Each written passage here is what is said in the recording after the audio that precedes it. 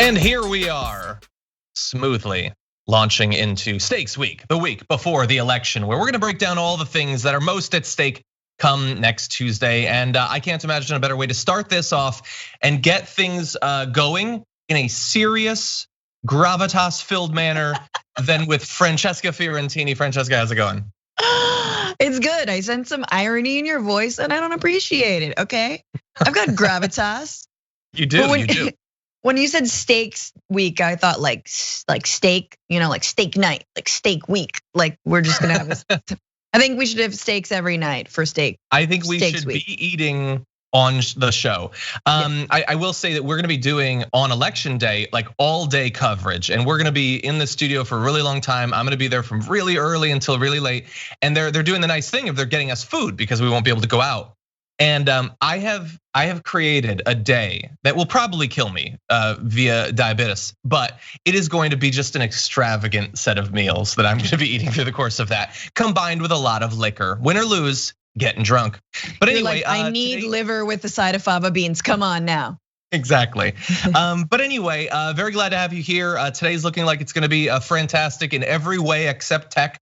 But anyway, so this is Stakes Week. We're gonna be talking about one of the big stakes, and that is the pandemic. As we about halfway through the show, we're gonna be talking about that. But after the first hour of the show is done, stick around because Francesca and I are gonna be breaking down our top 10 list of the things most at stake next Tuesday. And it's gonna be a great opportunity to learn a little bit about what we value and learn a little bit about each other. So I'm looking forward to that.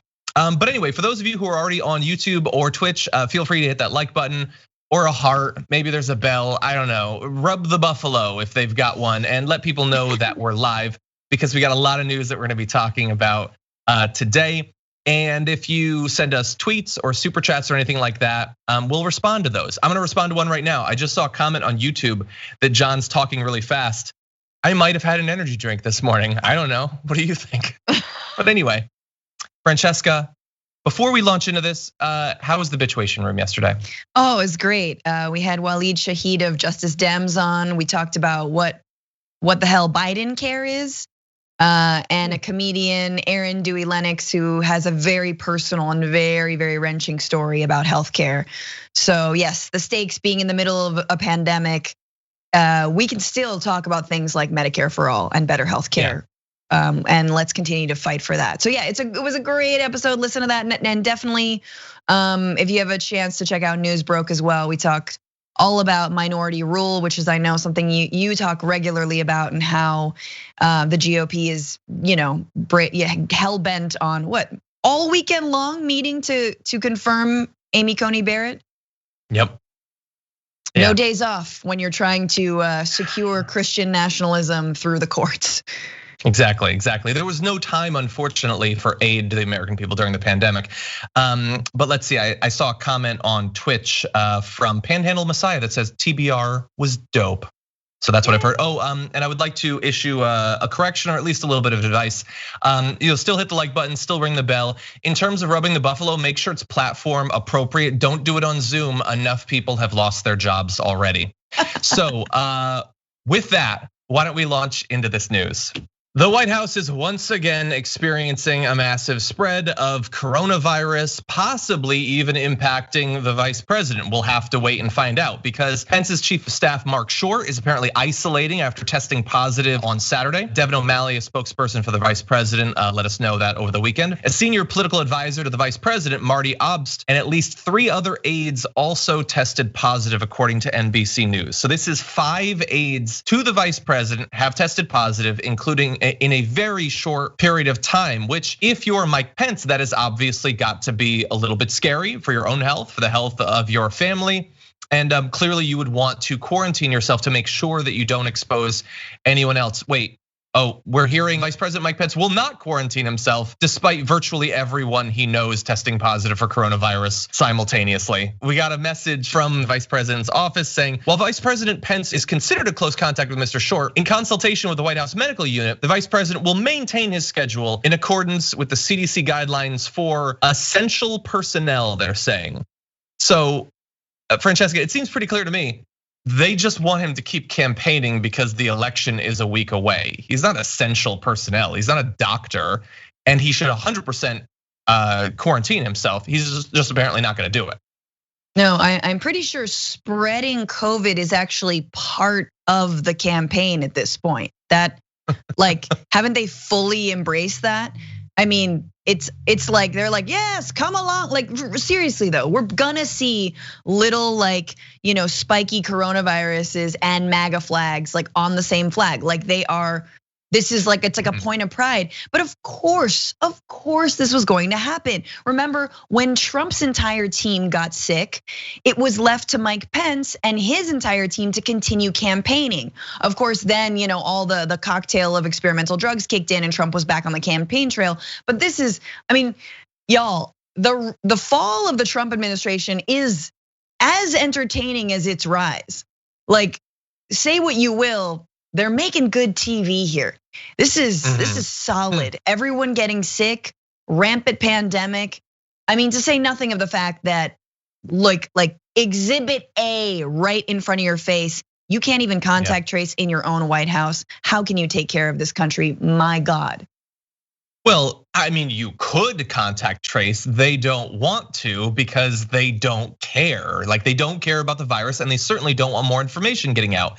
And you just said that it's a well-written sort of season finale here, but let's add a little bit more drama to it. White House Chief of Staff Mark Meadows apparently sought to block news of the outbreak in Pence's office from going public, according to two sources talking to the Times. So they didn't want you to know about this, but it's getting out, which, honestly, like I generally like sequels that stand on their own. Trying to block an outbreak in the White House is so outbreak of 3 weeks ago because they didn't want us to know about Trump getting it either back then. So they're reusing some of the same material, but in their defense, they waited almost a month.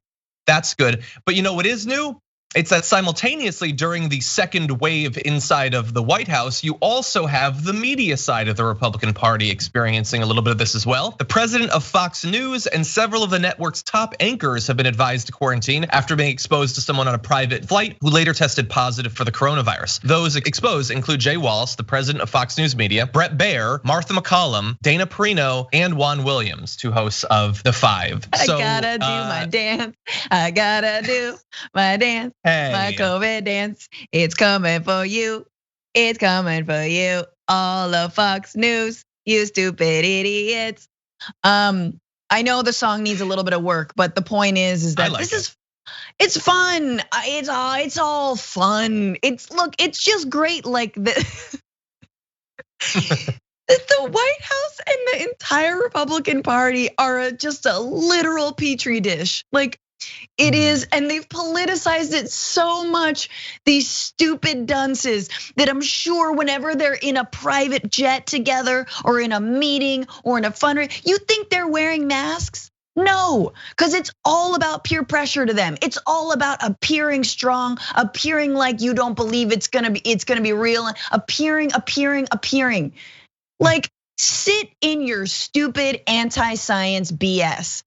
I don't care. I don't care about your families. I don't care about you. You didn't take care of yourself, and you certainly have been misleading the entire country as to the severity of this. And guess what? You've got health care, and a lot of Americans don't. So I'm on dance. I will dance. Okay, let's keep it on the split screen so that she can continue to dance. But so look, I will say, I don't want anyone to get COVID. Well, only one person. I only want a couple. I only want a few people to get COVID. It is sort of ironic though that it seemed inevitable that it would spread in Fox News. Sort of karmically inevitable because they've done so much to ensure that as many people as possible get COVID and die from COVID as possible. And also because they rushed back into the studio almost immediately. The thing that sort of bothers me, at least karmically, is the people so far that might have been exposed. We don't know if they actually have it, and hopefully they don't. They are hardly on the top of the list of people who have spread misinformation about COVID. Like, it's not Tucker Carlson, Laura Ingraham, Sean Hannity, Greg Gutfeld, or whatever. Like this is Juan Williams. These aren't people necessarily that I agree with a ton. Obviously, Dana Perino, for example, but these are sort of These are not in that top S+ tier of COVID misinformers, You're right. which bothers me a little bit. I will trade Juan. I like Juan. I will trade Juan for Greg any day. I mean, I think Greg Gutfeld, was born. I'm not sure if he's not. He's like Gwyneth Paltrow in Contagion. He's patient zero for pretty much everything, perhaps. But but you know what? These are also people who have like solid PR around them. How do we know that they haven't tested positive? That's true. Maybe we'll find out.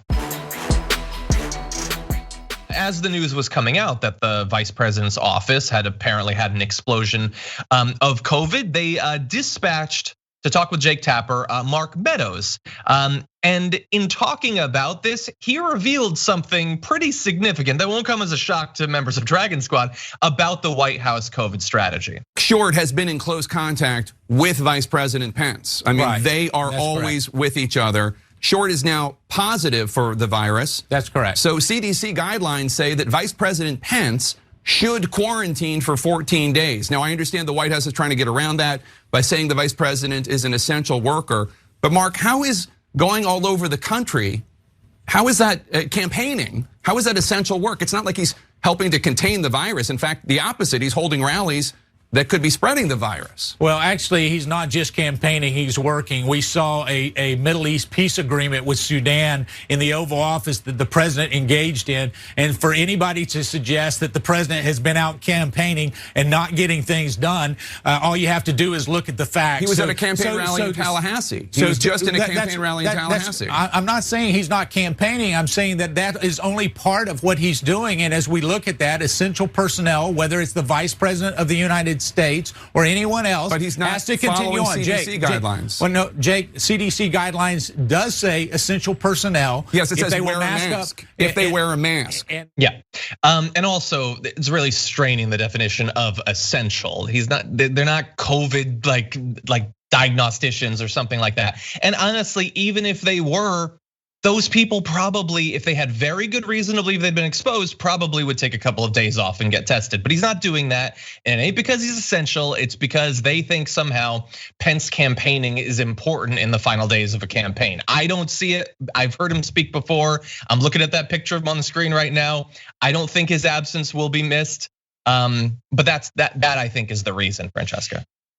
Yeah, also because look, unless you are knee, neck, head completely swallowed whole by the MAGA movement, which I think a lot of Trump voters are at this point, looking at a president and a vice president and an entire administration and cabinet officials and members of both staff of the vice president and the president having COVID, it doesn't look good. It doesn't look, it doesn't make you instill confidence that we're going to either get this virus under control or actually do any work in a second term if we reelect the president.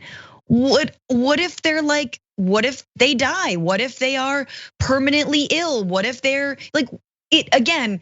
Like, I don't want to play strongman, tactics here, and I don't think we should, but it does look bad. I mean, Bernie Sanders had a mild heart attack, right? And everyone was like, he's done, it's over. And it's like, look, these people have a plague. They've got COVID. I think it's only logical that that's where Republicans' minds are going to go.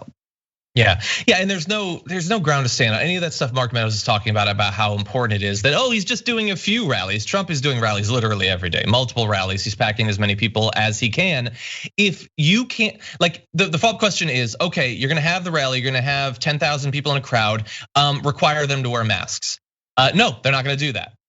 Okay, then they don't care. Let's dispense with the pretending that they care. They could easily do it and make their needless campaigning at least a little bit safer, but they're not gonna do that. And so let's transition into the second video. So this is where Mark Meadows seemingly makes a big admission that if we were in a rational world would be massive news. That remains to be seen. It is being talked about, but here he is with Jake Tapper. So here's what we have to do.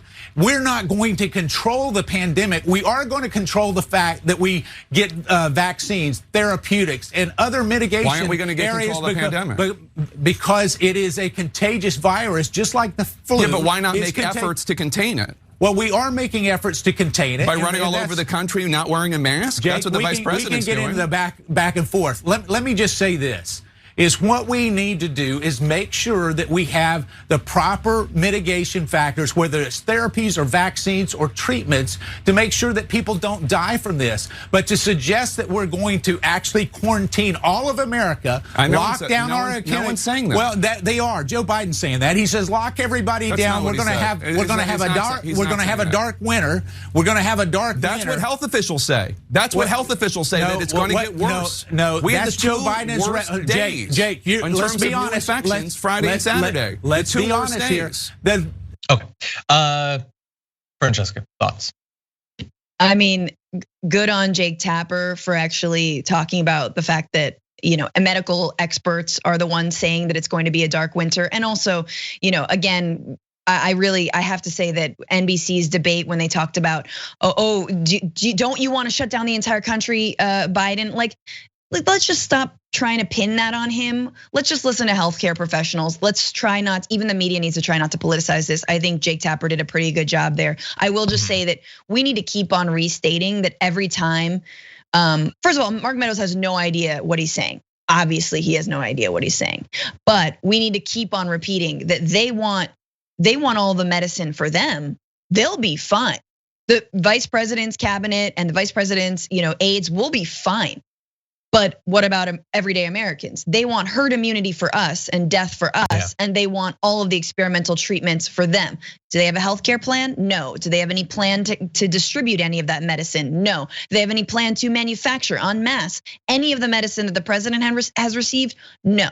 So that's really what we need to keep on coming back to. They want life for them, and they want death and herd immunity and threats for everybody else.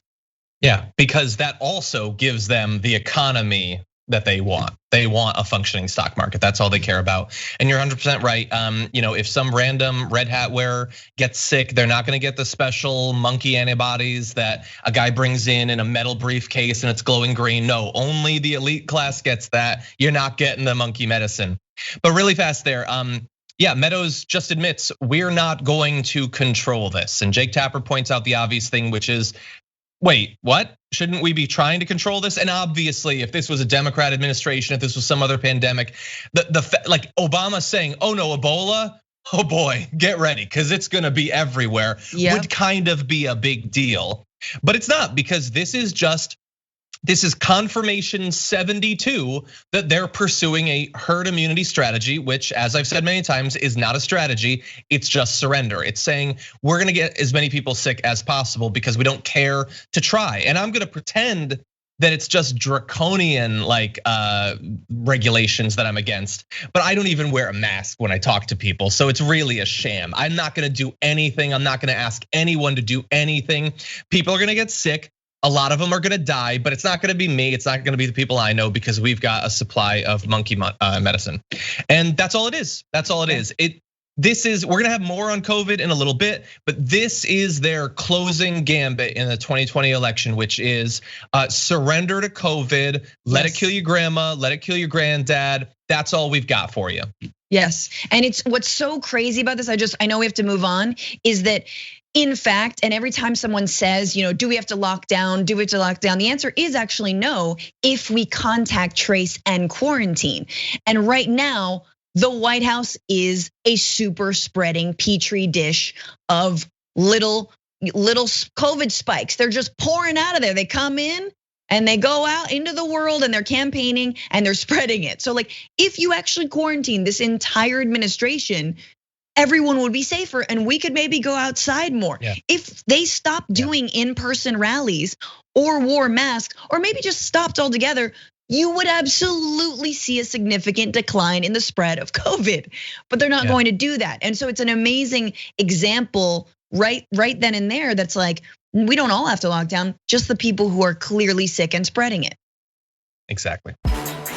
We need to talk about a relatively new show called the Republic, or UNFTR. As a Young Turks fan, you already know that the government, the media, and corporations are constantly peddling lies that serve the interests of the rich and powerful.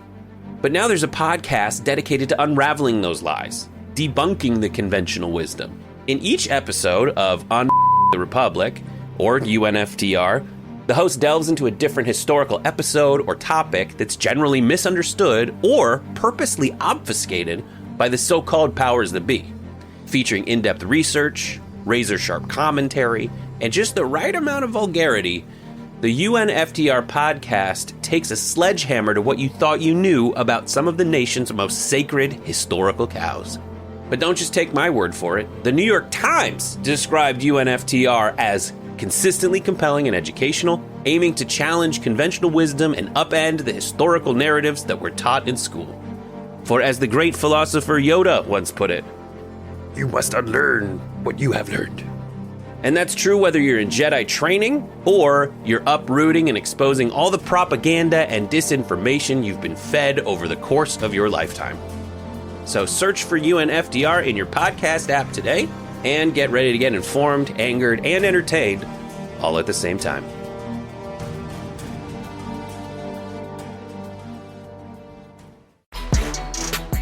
Trump's 60 Minutes interview, or what passed for an interview, finally came out, and we're going to talk about a few parts of it. The first is that he once again implied that his healthcare plan, it's coming. You promised that there was going to be a new health package, a healthcare plan. Yeah. You said that it was going to be great. You said it's ready, it's going to be ready. It'll be here in 2 weeks. It's going to be like nothing you've ever seen before. And of course, we haven't seen it. So why didn't you develop a health plan? It is developed. It is fully developed. It's going to be announced very soon when we see what happens with Obamacare.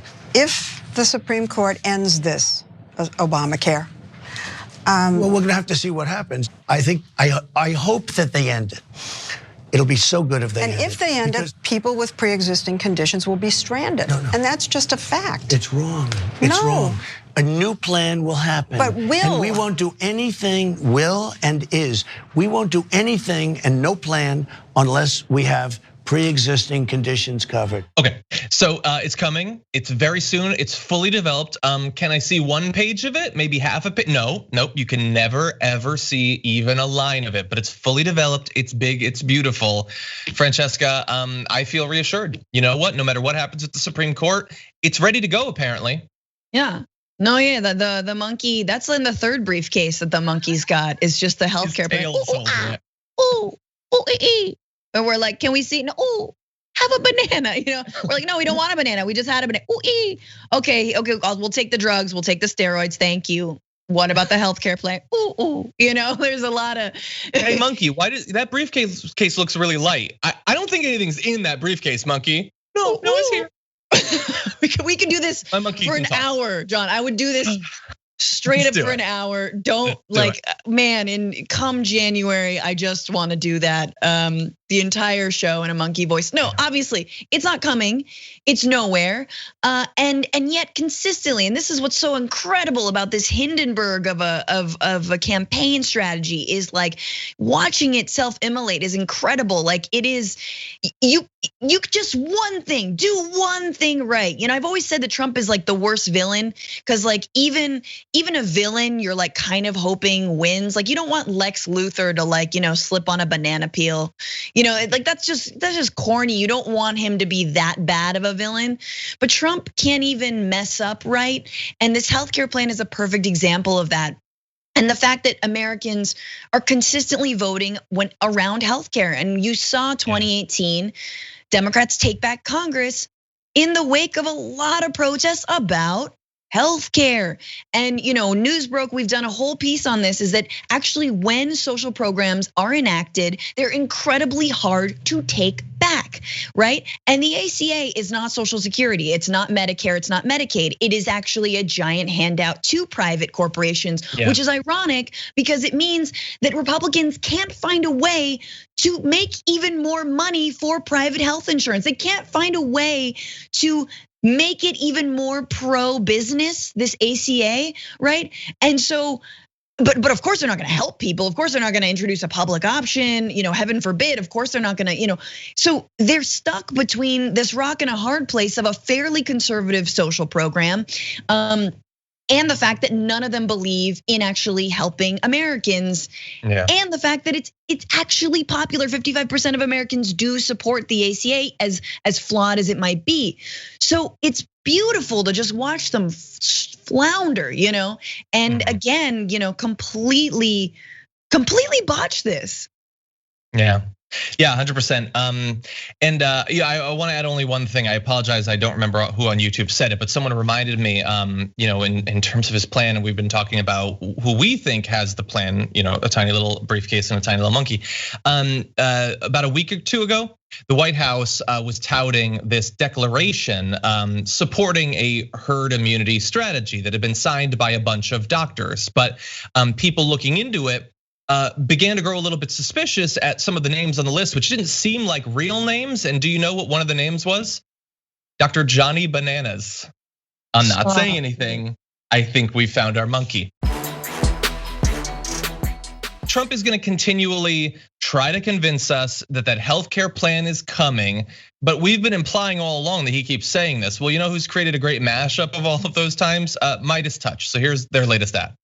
When we win on November 8th, we will be able to immediately repeal and replace Obamacare. My first day in office, I'm going to ask Congress to put a bill on my desk. I hope we're going to surprise you with a really good plan. You're going to end up with great health care for a fraction of the price, and that's going to take place immediately after we go in, okay? Immediately. On my first day, You're going to be very proud of what we put forth having to do with health care. I know that we're all going to make a deal on health care. That's such an easy one. Form a really great plan. You've been in office 3.5 years. You don't have a plan. Well, we haven't had, excuse me, you heard me yesterday.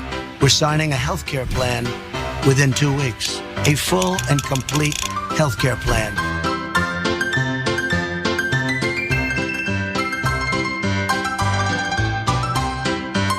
I've been saying this for a long time.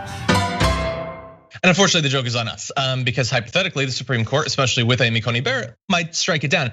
And I will say this: his little thing, his latest excuse is effectively that he can't reveal it because it's under audit. No, I'm kidding.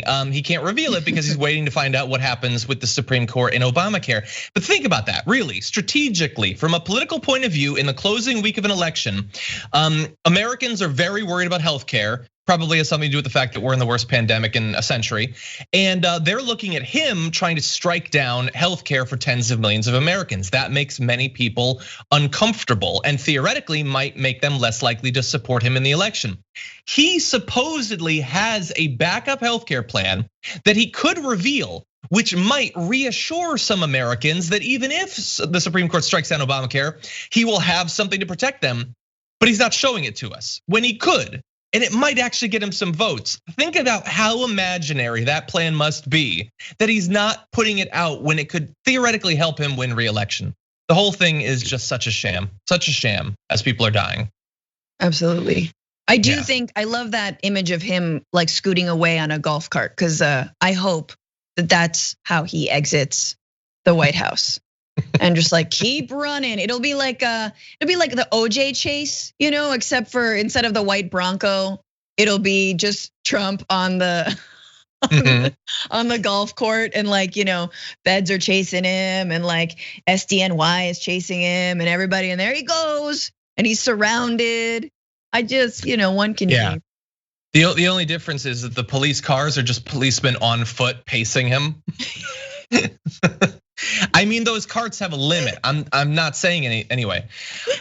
Okay, so anyway, look, and again, the joke at the end of the day is on us because he's getting ACB. She might strike down Obamacare. Tens of millions of people will be thrown off their insurance during a pandemic that, if he gets reelected, will definitely be raging across America, at least as bad next year as it is now, and hundreds of thousands of people additionally will die. But let's go a little bit. I just want to say people voted for him on those lines. They believed, I don't know how, but they believed that Trump was going to have a healthcare plan. They truly did. And I know that's hard to imagine, but listen to how he sounded before he was elected. It sounded like he was going to replace it with something even better, and it was going to be cheaper, and a lot of people voted for him on that. So just as you're talking to your Republican, friends and family voters, remind them of that. Just remind them. Yeah. He pretended he was going to pass universal health care. We are just like a week out from the election, and Donald Trump is apparently, like, he likes to whine about a lot of things, but what he's whiniest about is that so many Americans are so obsessed with this tiny little insignificant pandemic that has only killed 220,000 or so people and rising every day.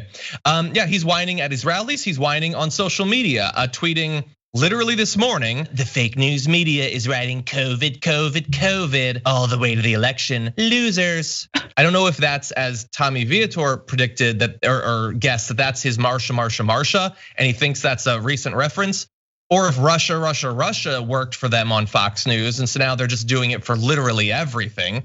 That might be it. Because he also tweeted, cases up because we test, a fake news media conspiracy. Many young people who heal very fast, 99.9%. Corrupt media conspiracy at all-time high. On November 4th, topic will totally change. Vote. In terms of the election, he's making a connection between when the election is over, people will be talking about something else.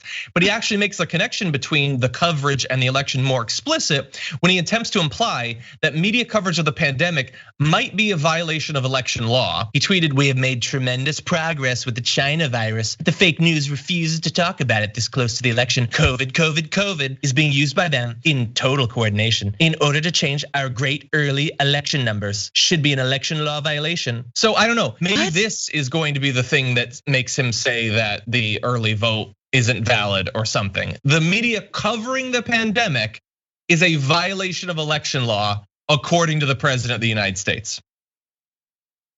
Yeah, I'm not sure how many things he's blaming. And that's like, I've never seen someone blame more things in a single sentence like than that. I mean, I'm surprised he didn't squeeze in Obama, Hillary, and just like, I don't know, who else, for anyone, for old time's sake. It's Tubin. Just blame everybody. So here's the thing, like, I get it. If you are not going to do anything about the pandemic, if you've decided that for whatever reason to save money or just because you don't care, you're not gonna do anything about the pandemic, I get that it would bother you that things didn't magically improve as you kept predicting they would. But I'm gonna keep covering it. The media is gonna keep covering it because what do you know? The pandemic is getting really bad again. Let's take a look at this graphic. David Dole on Twitter read that one. That third peak of the first wave is looking mighty like the second one right now. And in fact, over the weekend, the US set a new record for new cases averaged over a 7-day period at nearly 69,000. The previous high, 67,000, was set all the way back in July. When you look around the country, you see news like this. Utah's hospitals are preparing to ration care as a record number of coronavirus patients flood their ICUs. And let's be clear about what is happening here. They're going to be potentially, if this gets approved, patients who are like, they have COVID, they're in ICU, they're getting like even worse. If they're receiving intensive care and they're not improving fast enough, they're gonna be moved out. Still alive, still suffering from COVID, to make room for new people because there's just not the capacity for them. We're going to be effectively instituting a death panel that's gonna say, you're not getting better fast enough, so we're gonna take you off of all of the care that we have available, and you will just die quicker from COVID. Maybe you had a chance of surviving. We're gonna take that away because we have to, because it's getting so bad in Utah more than 7 months into this pandemic. Yeah, but Utah is a blue state. Just COVID for me. Right, but that's just a big old blue state of Utah. And it's only affecting the blue states, and they've been handling everything terribly. You know, they have to sweep up their forests, and you know what? Like it is at this point, everyone does know someone who has COVID. Most people know someone who've died of COVID. It is incumbent upon us going forward to make sure that COVID continues to not be politicized, because no matter what happens in November, we know, and what happens on election day in a week, we know it'll continue to be politicized. But for our lives, for our families, for our friends, for our ability to like leave our homes, go somewhere, visit them, we need to make sure, because again, I can't imagine if Biden wins, the kinds of dangerous rhetoric that Fox News and Trump will still traffic in, trying to politicize this while people are straight up dying and having care rationed for them. I mean, we saw those images in Italy, right? I mean, we've seen them here, but people are just wheeled into the waiting rooms. People are wheeled into, and are just left on their own, right? Like, these are scenes of contagion. This is not a movie. This is our life right now. This is our reality, and everyone is so sick of it. So again, back to what I was saying before, and back to what I think we all need to keep remembering: contact tracing, testing, and isolation. We don't need major lockdowns. But on top of that, hey, how about a little bit of unemployment relief? How about maybe all of the giant corporations and millionaires and billionaires who got tax breaks from this pandemic? Oh my God, you greedy ghouls, how dare you? Yeah. Like, maybe let's actually turn that around and help people like the essential workers, like the people who don't have healthcare. I mean, like, y'all, we're setting up for a major transformational moment. I truly believe if we get through this, our chances of passing something transformative when it comes to healthcare are really high. We just have to keep the pressure on. Yeah. Everything that Francesca just said is 100% right, and that's day one of Stakes Week is the pandemic.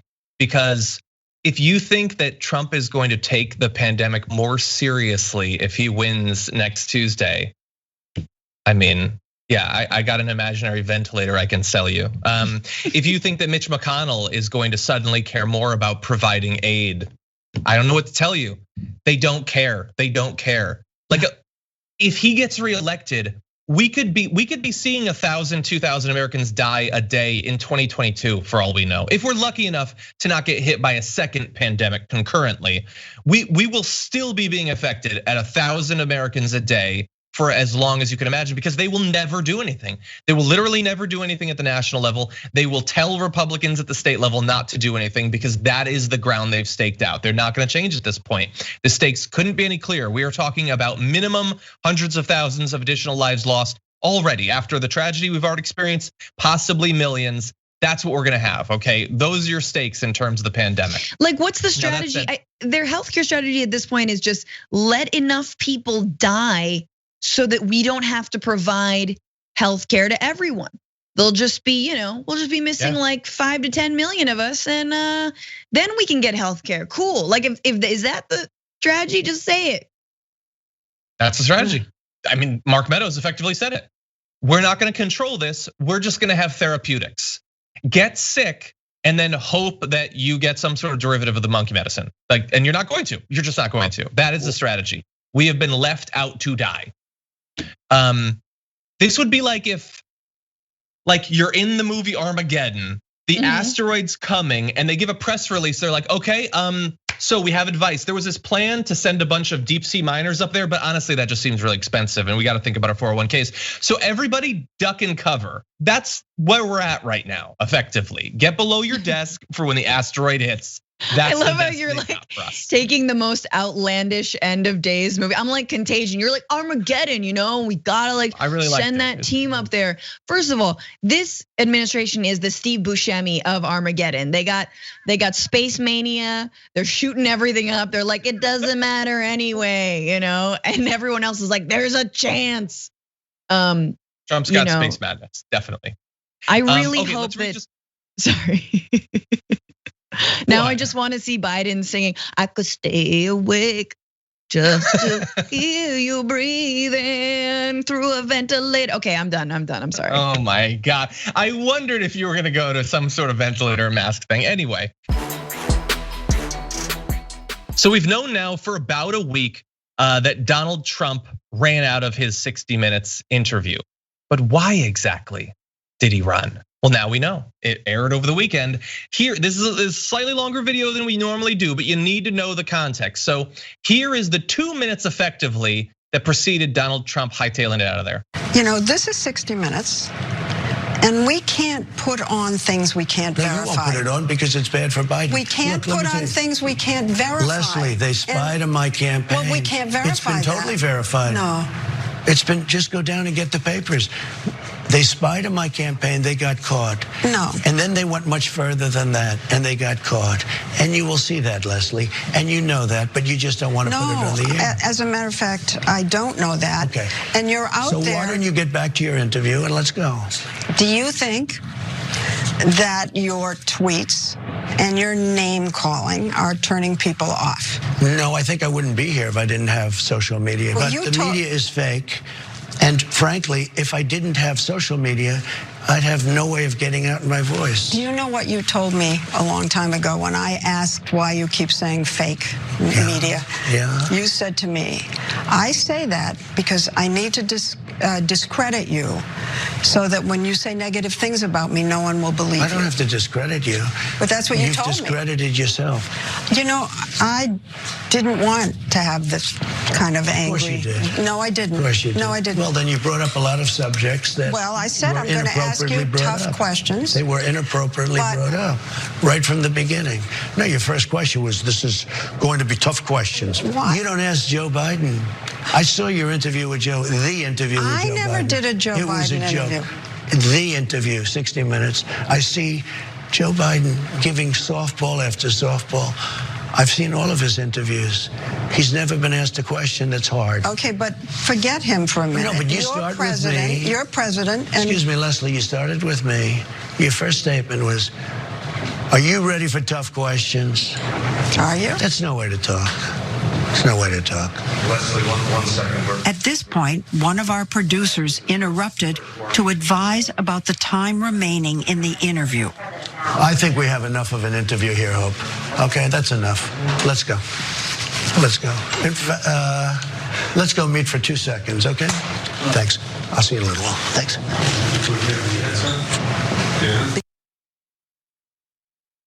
That's the president. And 2 straight minutes of whining, and then he's out of there. It's 60 minutes. There's like a format, basically. It's not just whatever you want. It's not some minutes or a couple of minutes. It's 60 minutes. But yeah, Francesca, that's what it was in the end that caused that whole big, ridiculous, like 5-day back and forth between 60 Minutes and Donald Trump. Yeah, I'm surprised he was so ashamed by that, because it was very on brand for everything else he's done. Mm-hmm. And I guess he got upset. I guess to me, watching that, I was like incredibly triggered, like very, very triggered, because if anyone's been in a conversation with a significant other who is just insistent upon gaslighting you when you bring up the most smallest, most basic critique, right? And just a question, just ask him a question. Hey, why did you do that? Why did that? And like, you're trying to be serious. And they're like, how mean of you. Why would you say that? Yeah, and you don't treat him like that. I saw the way you were looking at. Is it just me? But I'm serious. Like you saw in Leslie's face and her voice, right? She's like, I really didn't want to have a negative interview, you know? Mm-hmm. And then just trying to explain to him, like, you know, when he's like, oh, Obama spied on me. And she's like, no. Like, it's almost like she could add a no honey at the end of that. No, sweetie. Like, she is trying to speak to him with so much caution and care and tiptoeing around his feelings. But then he's just sort of like, well, you started this interview by saying I'm gonna ask you hard questions. And that was no way to start an interview. And it's like, oh my God, you gaslighting weak sod of a boyfriend. Like, that's like really what it feels like. You're supposed to be our president and you're acting just like this horribly like wounded little boy. It's so pathetic. Yeah. It's so pathetic. Yeah, it's Leslie Stahl. He's acting as if it's Dwayne "The Rock" Johnson and he just was thrown off the top rope or something. He just looks so wounded, so beaten down. And like the back and forth is pretty much, that's, as you alluded to, that's Trump's, you know, he does that. The running out of there early in that particular way, maybe I'm seeing what I want to see. I try to acknowledge when I'm in a bubble and when I might be experiencing confirmation bias. I feel like he's really down. Like, I feel like he really does suspect that he's not gonna win. I think that he thinks this thing is turning against him. He's hearing, he's seeing that news about people in the White House sort of already pointing figures about who's responsible for the loss and all that stuff. And nothing's guaranteed, but he wouldn't have run out of there 3 years ago. He wants that back and forth. He would have come back at her even stronger, like denying the truth and everything, because that's what his fans want. They don't want him to just flee the room in a huff. That just doesn't seem like Donald Trump. I mean, regardless, old or new, it's weak. Someone in the comments mentioned it's wrong to call him a beta male. He's an omega male. Yeah, beta males pee on his leg. No, he's just weak and whiny and pathetic. But this is even more so than usual. And I wonder if it is a window into his psychology, about a week and a half out from the election at that point. Yeah, I mean, this is also, this is a journalist at her wit's end. I mean, she's really trying to keep him in the room, and he's using basically any excuse to feel upset. And you're absolutely right. It's like, if you believe that you're right, then smile and say that you're right. I mean, like, even Kim Jong-un probably tells his lies with more of a smile and a chuckle, like, there's no one starving in North Korea. Like, Duterte is a little bit more confident in his authoritarianism. Then again, these are places that have outlawed or have messed with their democracy so much. And I bet if we saw 4 more years of Trump, and we're gonna get to this, the consolidation of power would be such where he would be smiling because there'd be no more elections. So yeah, it's crazy. I am curious if it's just because she's a woman, but I think you're right. It's just he knows it's not going well. Yeah, I think he always gets more triggered and emotional with women. That's clear. I mean, when Jonathan Swan interview with him earlier this year, the looking at papers interview, that was a much tougher. Like, Jonathan Swan was asking him tough questions, and Trump sort of went along with it. Like, they had their back and forth. There's something about women where he can't take it. Like, I don't know exactly what it says about him. It doesn't seem anything positive. We did find out finally what was in that big book that they gave Leslie Stahl. 60 Minutes tweeted that President Trump's press secretary, Kayleigh McEnany, gave us a heavy book that she described as the president's healthcare plan. It was filled with executive orders and congressional initiatives, but no comprehensive healthcare plan. So they made a book out of something, and it wasn't even the thing they were saying, which is just sort of needless and sad. Did they do it just to give that to her? What a waste of time and resources. But anyway, we also got this little moment that I just think's funny, where Donald Trump once again tried to drink water. I don't know, man. I don't know. I don't know what that is. I mean, look, is it slightly more evolved than your average T-Rex? Yes, it's a little bit better. One hand, I can have my hand over here if I want, and I can still drink. I mean, I will say that the reason that you would use 2 hands, and obviously hashtag show us the undies, because if he can use 2 hands, then maybe he can use 2 hands to pull up his big boy pants, but we don't know. But it's when you're in your 70s, you shake, and it's a natural thing to shake. Everyone shakes really, but when you're older, you shake. You get the shakes, and he might have the shakes, and he doesn't want to like pick up a glass with one hand if he's going to shake it. Yeah. Probably why he signs everything with a giant marker. Maybe. Yeah, all of these things are totally understandable weaknesses, whether physical, psychological, emotional. If you own them and at least acknowledge them, if you admit to them, then we're bleeding heart lefties. We're gonna have your back. It's when you lie and hide and pretend that you're something that you're not that we have to point it out. We just have to. Like Mitch McConnell, if he had been like, I had a terrible fall and now my hand looks like hot death, then we would have been very understanding about that. It's when you pretend that nothing is wrong as the meat is literally rotting on the bone that we have to point it out and be like, what's going on here? That's because he is hot death. Like, that he's like, well, my true form is appearing and you will see on election day.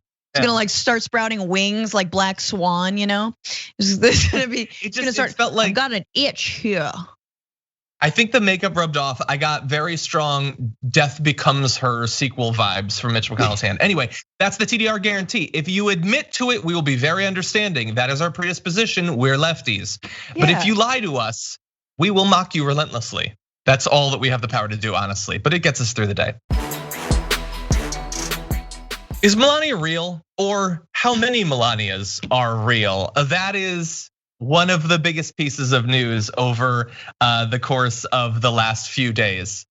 The resumption of the theory that Melania might have a twin or a stand-in or something. So let's take a look at this tweet that spread quite broadly. It's this photo of Trump with Melania. I don't know. Another person, Andrew Kimmel, tweeted out this photo of Trump with several people who are all ostensibly Melania, but look subtly different. And then the forensic analysis began with tweets like this, breaking down differences in nose, forehead, and teeth, and all of that. Francesca, what are your thoughts? Is there one Melania, or how many Melanias are we working with here at this point? There's definitely two.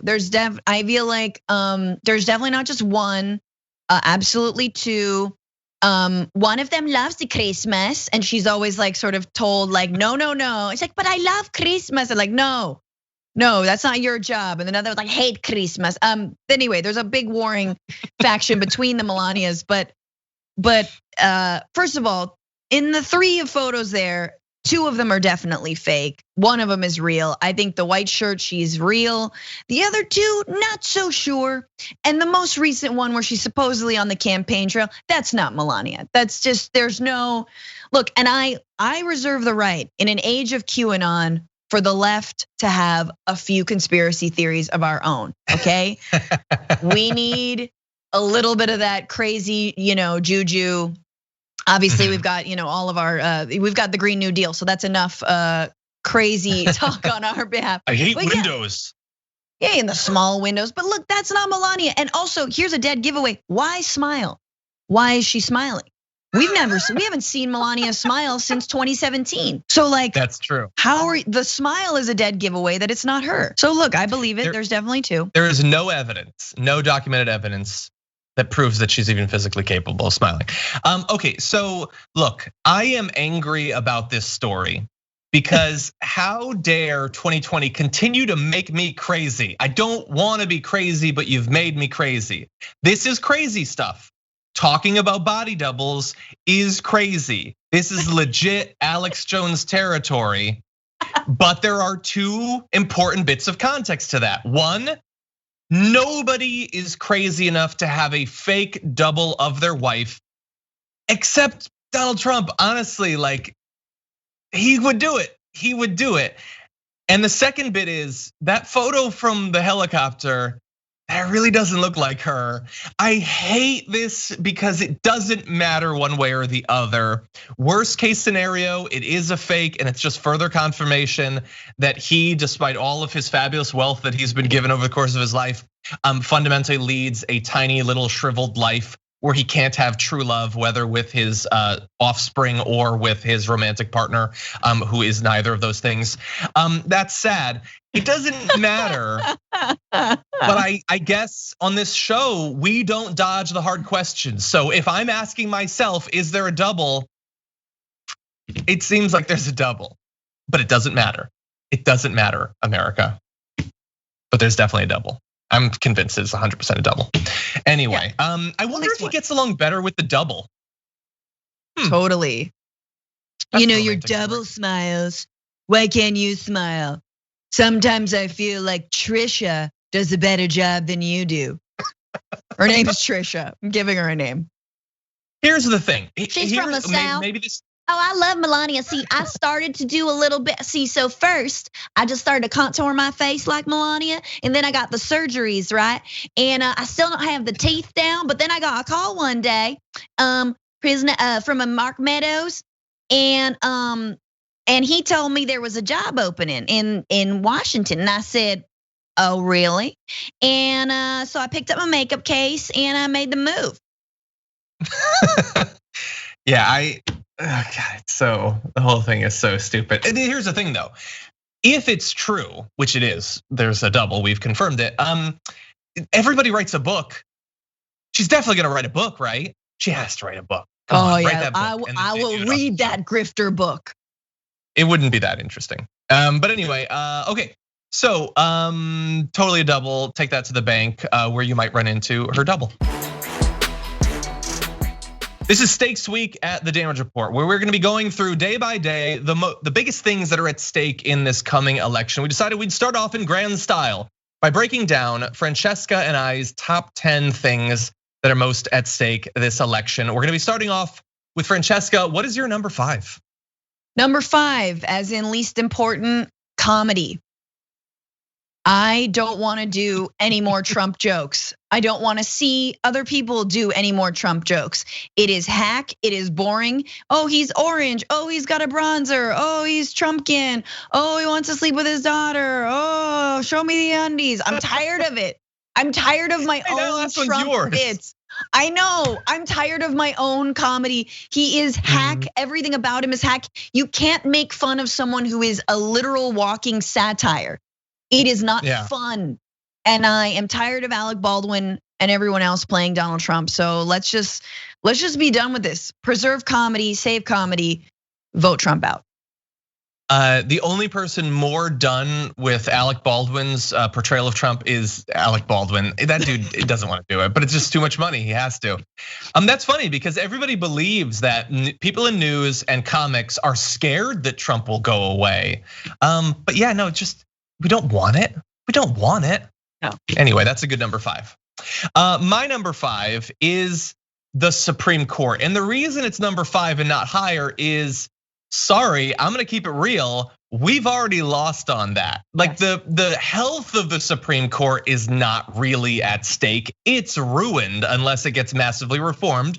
And that's sort of why it's on the list, is that if Joe Biden gets in, hypothetically, there could be reform, term limits, court expansion, those sorts of things. So this isn't about like whether we have a healthy Supreme Court is at stake. It's whether we have literally any chance whatsoever to recover things, whether in a year or in a decade, because Donald Trump's already gotten 3 justices in 1 term. There is every reason to believe that he will get more justices in however many years his second term is. You've got a couple of really old conservatives that in theory could retire at some point in the near future. If Trump gets reelected, they will almost certainly retire earlier so that he can bring even more crazy arch conservatives in there. The Supreme Court is wrecked outside of real reform. Our only hope to even partially recover it depends on next Tuesday's results. Yes. Yeah, it's hard. It's hard to do this top 10 because a lot of these are only going to get worse. I would say my number 4 would probably be judges. Going along with your Supreme Court, there will be more judge appointments. There will be more federal judges, right? This is like record number of appointments. You saw the other day on Sunday, yesterday, a lawmaker discussing, I forgot which senator, senator from Hawaii, who was saying, look, we get called in session only to confirm federal judges. Yeah. This is a federal judge factory. Mitch McConnell and the Republicans know exactly what they're doing. And again, this is all part of their long game to radically turn our justice system into an extremist, sort of like, again, a Christian nationalist court that protects religious liberty for the religious majority, right? Protects religious liberty if you want to discriminate against LGBTQ people, or if you want to take away the right to reproductive freedom for women and you're an employer, right? It protects, it literally just protects the right to discriminate. And so I would say that number 4 being the courts, I don't think it is a lost cause yet, but I absolutely think that it can get worse. Yeah, you're right. I make the mistake of focusing too much on the Supreme Court sometimes, but he's already gotten a crazy number of judges that will only accelerate if he gets a second term. And you might reach the point where they don't even care about their supermajority on the Supreme Court because it won't even be needed. They'll have so much insulation in the lower courts, the Supreme Court can just choose not to take up any appeals to the crazy Republican rulings that they'll get at the lower levels. You're 100% right. Yes. My number 4 is war and further crumbling of the international situation effectively. Donald Trump is hot for a war with Iran. That would be absolutely devastating. There's a very real chance that will happen. But even if it doesn't, he'll continue his insane drone strikes and bombing campaigns in Syria and other countries. The number of dead will continue to rise. America's lack of leadership combined with his sort of increasingly explicit support for dictators internationally will wreak havoc inside of those countries and could potentially spill over into international wars as well. I don't even know exactly what the content of number 4 is, but it's gonna be chaotic, it's going to be deadly, and it's going to be around the world. So that's another thing that I'm very worried about. Now, I don't think in this area, Biden is as much an improvement. I'm worried that his foreign policy will look pretty similar to Barack Obama, but I feel like that's a known quantity to some extent. Donald Trump is so chaotic, so willing to allow dictators to do whatever they want that I can't even really speculate as to what outcome that could have. Yeah, I'm trying to game out what your 3, 2, 1 is, John, so I can sort of gauge. Yeah, I'm pretty sure your 3, 2, 1 is gonna be, well, it's gonna be pandemic and climate change are gonna be in your top 3. So I have to game out and see. I had war as well, but now you took war. No, well, give me your explanation. Is that your number 3? My number 3 is definitely war, but I don't have climate change or the pandemic because I think you're gonna do them. This is very difficult for me. We'll see. That's the fun. But tell me about your number 3. What are your worries? Okay, let me just game it out. Okay, 3, I will do something different and say extremism. I think that the rise of white supremacist violence in this country is only going to get worse. Obviously, it started with the racist reaction to the election of the first black president, then the re-election. Trump had everything to do with radicalizing that with birtherism. And I think 4 more years of Trump will absolutely embolden what the FBI has now said is the biggest threat to the American population, which is white supremacist terrorism and domestic terrorism, homegrown terrorism, however you want to call it. There's been a huge proliferation of these groups, and guess what? They've been out. We've seen them in Portland. We've seen the Proud Boys. We've seen, the threats to Gretchen Whitmer's life, right? The Wolverine, whatever the hell they were called, Watchmen. Like, all this continues and they will be emboldened and it will get even more nuts. And yes, absolutely QAnon.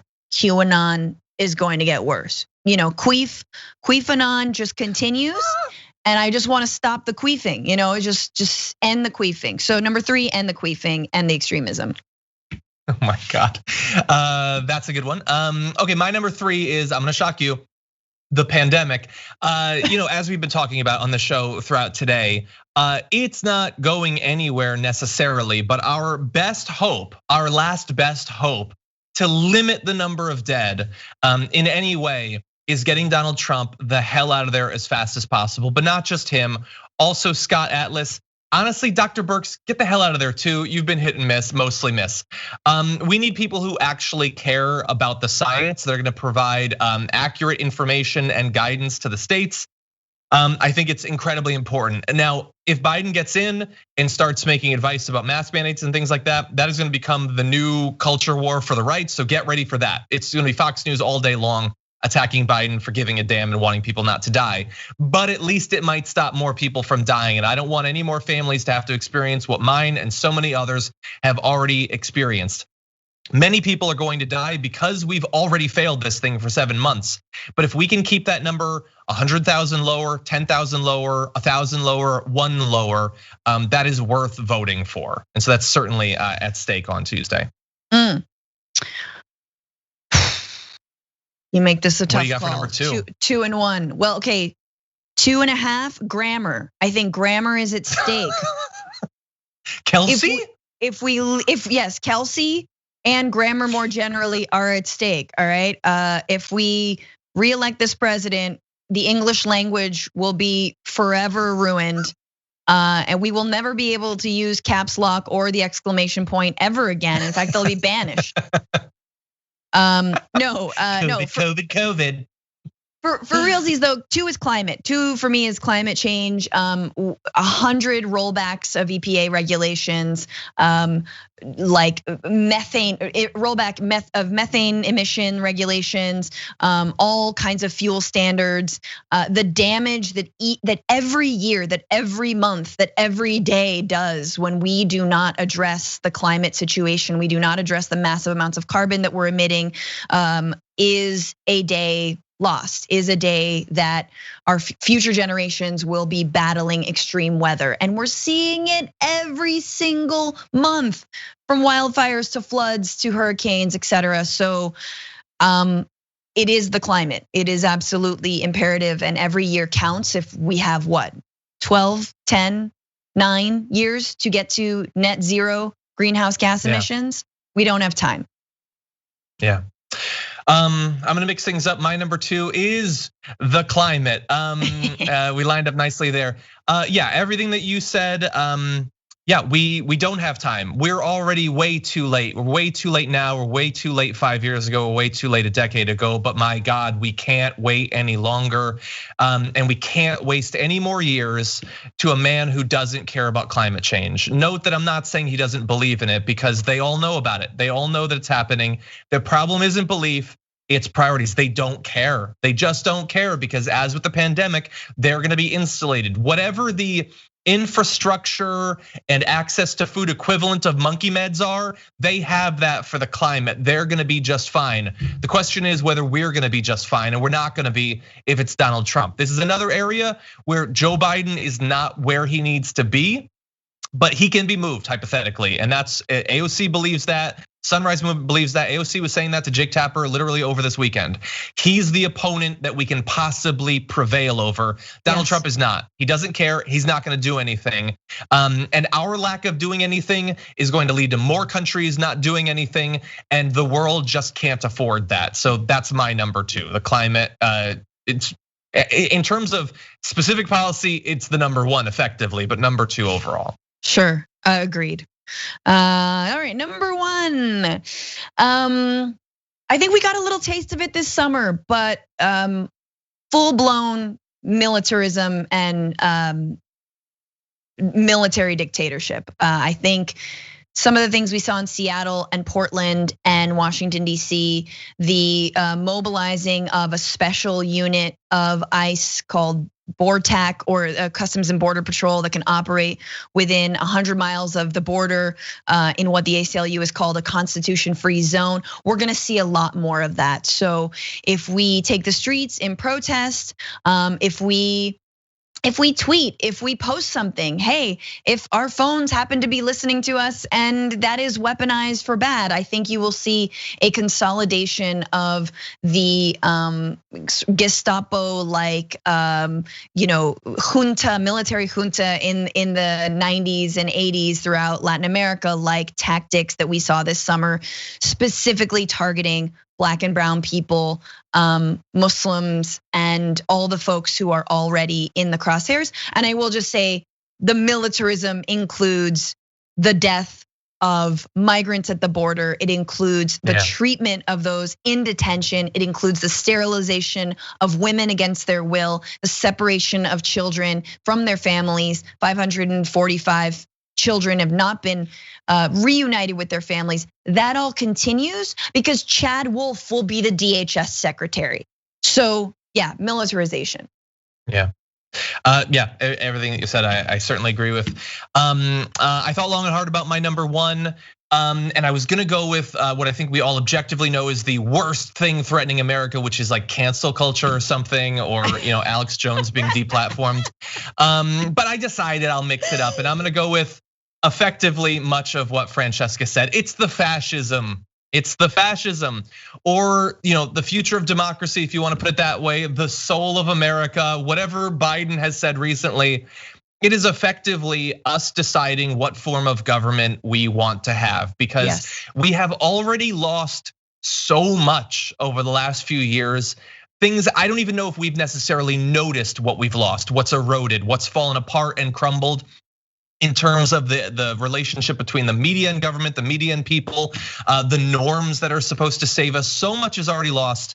I don't know what's left with another 4 years of Donald Trump. I was reading news over the weekend that he's got a list of top intelligence officials he's gonna fire if he gets reelected, because the purpose of intelligence agencies is not gonna be to let us know what's going on. It's going to be to fulfill the will of Donald Trump, as every other branch of government effectively does.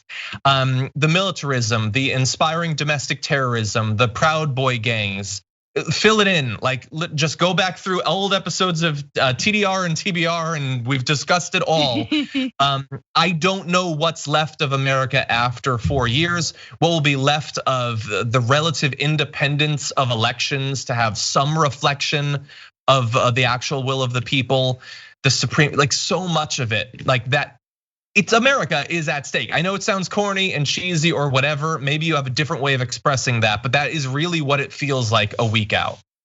Absolutely, and I think we can't be naive about that. Let's not try this whataboutism as like, well, America's always been terrible. Like, yeah, no, yes, but like, have we been this bad? And did you know enough about like the State Department to now know that it's mostly tumbleweed and like a few like random raccoons? He's hollowed out all of these agencies. That inspector generals have been fired one after another after another. We don't have any watchdogs anymore. You got like the Office of Ethics now is like a Twitter dude, Walter Shaw. Remember when that dude resigned in like the first year of Trump's presidency? Like, it is.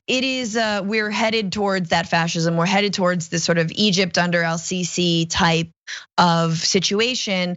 And what scares me the most about that is the amount of resignation that I think it takes a population that sort of resigns itself to the fact that people are dying, resigns itself to the fact that people are being gunned down in the streets, resigns itself to the fact that there's targeted executions of someone in Olympia, rather than arresting the man, and that the president has saluted that and heralded that and supported that. My fear is that we go numb to all of it. So it's dark. It is dark. Yeah. Freaking out that the president effectively like echoes the failed motivations of a militia plot to kidnap and assassinate a governor is bad enough. But we won't even notice it in 4 years, honestly. Like, that's what he's doing right before trying to get reelected, is encouraging more kidnap plots against Democratic governors. Anyway, Francesca, thank you so much. Your input was awesome as always. Perfectly splendid and fantastic in every way. And we're gonna be talking right before the election next week. God only knows what October surprises will have been broken by then, but thank you as always. Are we doing the show on Monday still, or are we just nixing Monday? I think we're gonna have to, unfortunately. I would love to relax, gird myself for the battle to come, but I think we're gonna have to be talking about whatever nonsense comes out over the weekend. So I'll see you then. Thank you for all that you do. Thanks for everyone who's been watching. Thank you. Keeps me sane as well. Thank you. Everyone go check out News Broke and the Bitchuation Room. Have a good one. Yes, please. Bye. The last few years, and especially the last month or so with Amy Coney Barrett's Supreme Court hearing, has proved that Republicans are willing to fight dirty or potentially even illegally to stay in power, and they've been very effective in that. And we're now about to enter an election week that is going to be exciting, is one way to spin it, in terms of potential legal challenges to certain types of votes. So to give us an idea of what we might be looking at as we get closer and closer to election day, we're very lucky to be joined on the show by David Daley, author of Rat Effed, Why Your Vote Doesn't Count, and Unrigged. David Daley, welcome to the show. Thanks for having me, John. Glad to have you here. So you wrote an article recently sort of laying out some of your predictions as to how hypothetically election day might go, these legal challenges and things like that. You're laying out a hypothetical situation, but what do you think are some of the things that you're most confident could happen in the day of the election and the days after the election?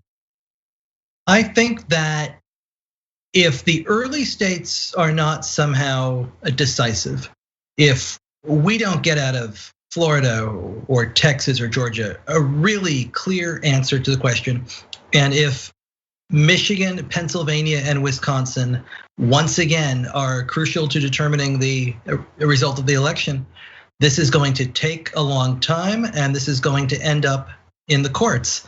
And once that process begins, it is extremely difficult to know which way it's going to go.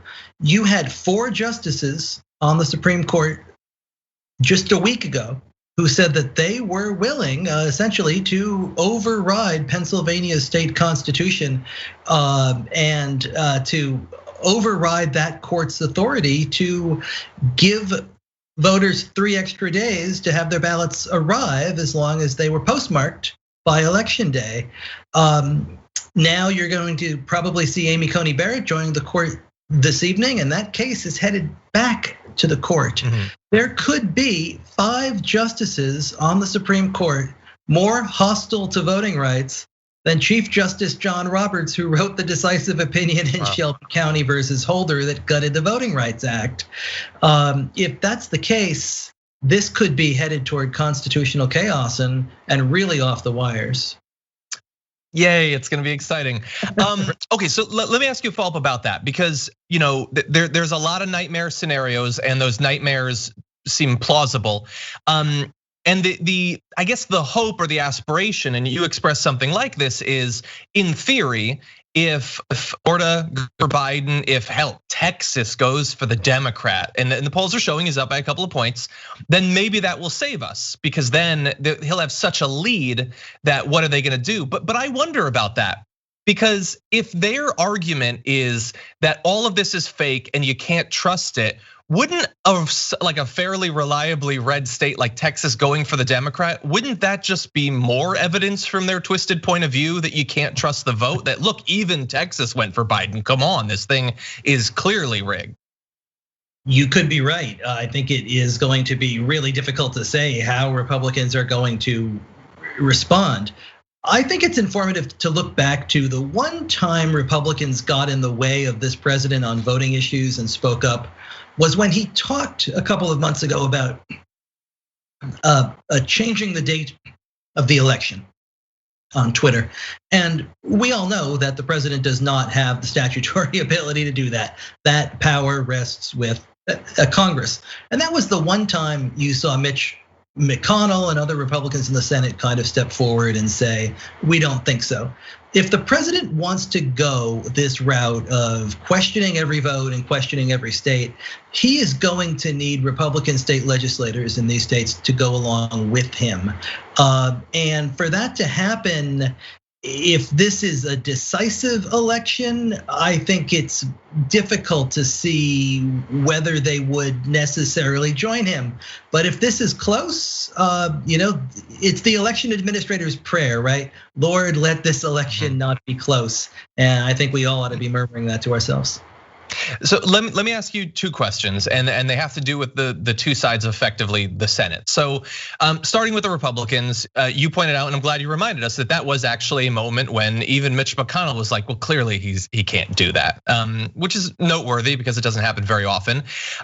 If he says to the Supreme Court, we want you to stop the count of the mail-in ballots, or if some Republican state legislatures say, we're just not gonna go with the result of the vote, we're gonna give our electoral college votes to Trump, do you expect any Republicans or a critical mass of Republicans to stand against any of that? Is there a threshold where it's just a bridge too far and the Republicans have to stand with something resembling our constitutional democracy?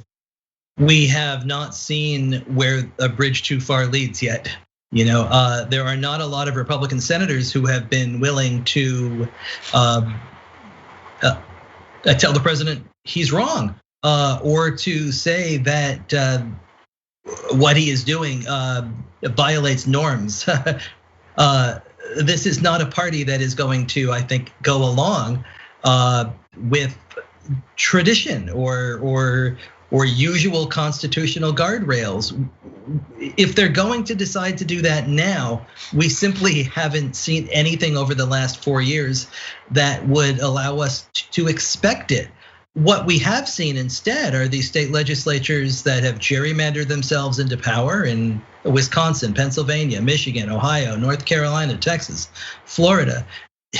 that they have used that power to suppress voters and entrench an enduring and durable minority rule in all of their states, that they have used the courts time and again to enact voter ID bills and other measures to make it harder for people to vote and not easier. And that, even if a Democrat is elected statewide governor, for example, in Wisconsin and North Carolina, they have moved quickly in lame duck sessions to try to limit and take away his power. So I do think all bets are off here. Yeah, wow. Yeah, you're 100% right there. So even more scared than I was a few minutes ago. On the other side then, the Democrats, the different scenarios that you've sketched out in your article or that we've been talking about here, is there anything, are there things that for instance, Senate Democrats or Democrats in state legislatures where this could become a conflict in the next few weeks that they should be doing? And if so, are you seeing any signs that they're actually doing it? Like effectively, if they're gonna be the opposition, do you see signs that they get that and they're taking the appropriate steps? I think it's a lot like being the opposition to Amy Coney Barrett. You can try, but if you don't have the votes or the power and the other side is determined to push something through, you can appeal to the courts, but then if you don't control the courts, it can be, justice can be difficult to achieve. What I worry about really is sort of the slow car crash of Bush versus Gore again, right? Of the Florida case from back in 2000 that decided the presidency, and that what we see are recounts that start and recounts that are stopped, and that suddenly what all of this does is we run head on into the first week of December, and you start to hit key electoral college certification deadlines, and when those deadlines aren't met, you might see restive state legislatures say, well, we're going to get involved here simply to protect the voice of our state. And that's when you could see dueling slates of dueling slates of electors heading to Congress, or real debates about which slate from which state is going to be seated and chosen. And wow. I don't know how that ends. Neither do I. And maybe that'll be the topic of your next book, perhaps, that case study in the fall of democracy. But let's talk about your latest book. So Unrigged, How Americans Are Battling Back to Save Democracy. We've already talked in our interview a little bit about gerrymandering. So tell me a little bit about what you found. Oh, first of all, why gerrymandering? Why is that your decision to focus on that in this project? Well, I think that it is really one of the key things you have to understand if you want to understand why Republicans have so much power in a nation that is so closely divided. Right now, there are 50 million Americans, almost 1 in 6 of us, that live in a state in which one or both chambers of the state legislature is controlled by Republicans, even though Democrats won more votes in that state in 2018. We're talking about big key states, right? Wisconsin, Pennsylvania, Michigan. And this is where entrenched minority rule begins, because these state legislatures have the power to enact suppressive voting rules, or they can go after reproductive rights or the environment or labor laws. We've seen it time and again, the assault on collective bargaining in Wisconsin, transgender bathroom bills in North Carolina, the Emergency Manager Act in Michigan that led to the Flint water crisis and children dying of lead poisoning. All of this really starts with twisted district lines that have entrenched Republicans in power even when they win fewer votes. Yeah. And so you've attempted to catalog efforts to fight back against this. So what forms have those come in and how successful have they been so far?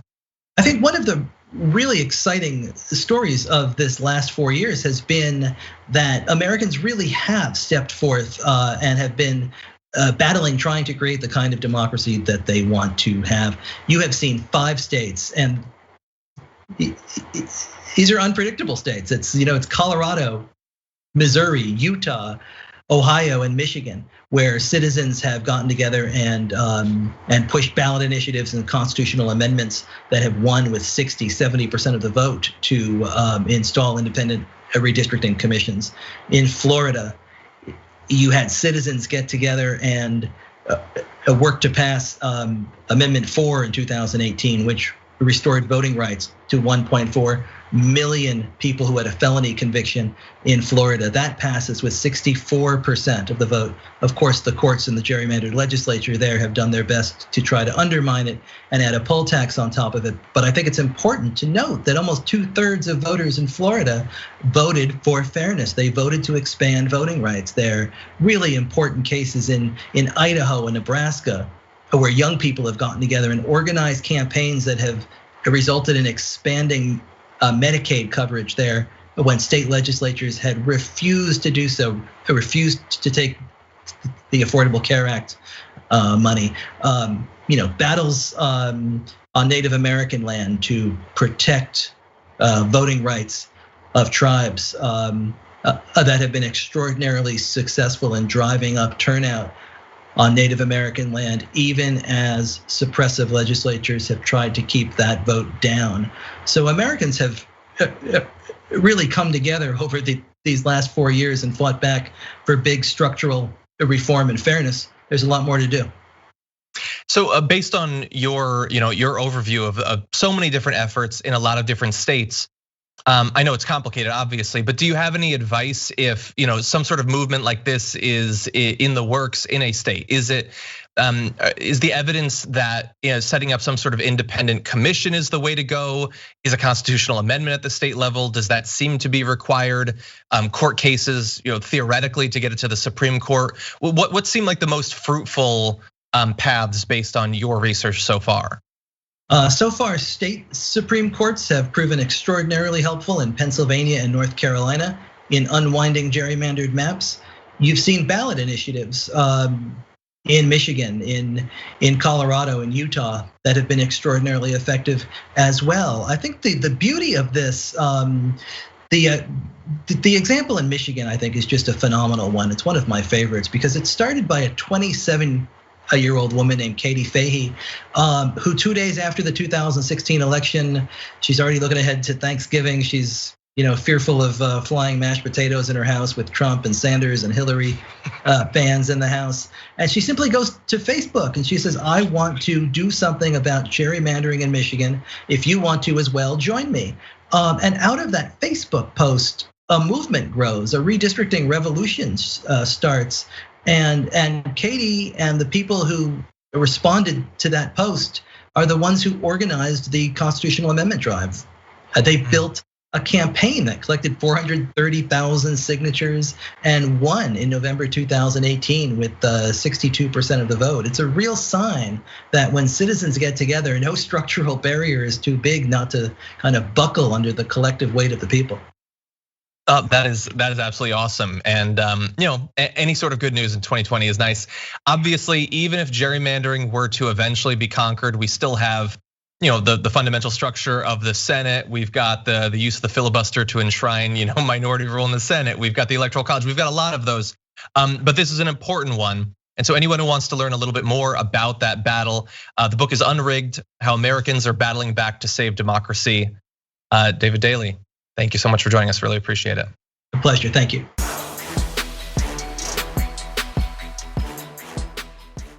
Thanks for listening to the full episode of The Damage Report. Support our work, listen ad-free, access members-only bonus content, and more by subscribing to Apple Podcasts at apple.co/TYT. I'm your host, John Adarola. I'll see you soon.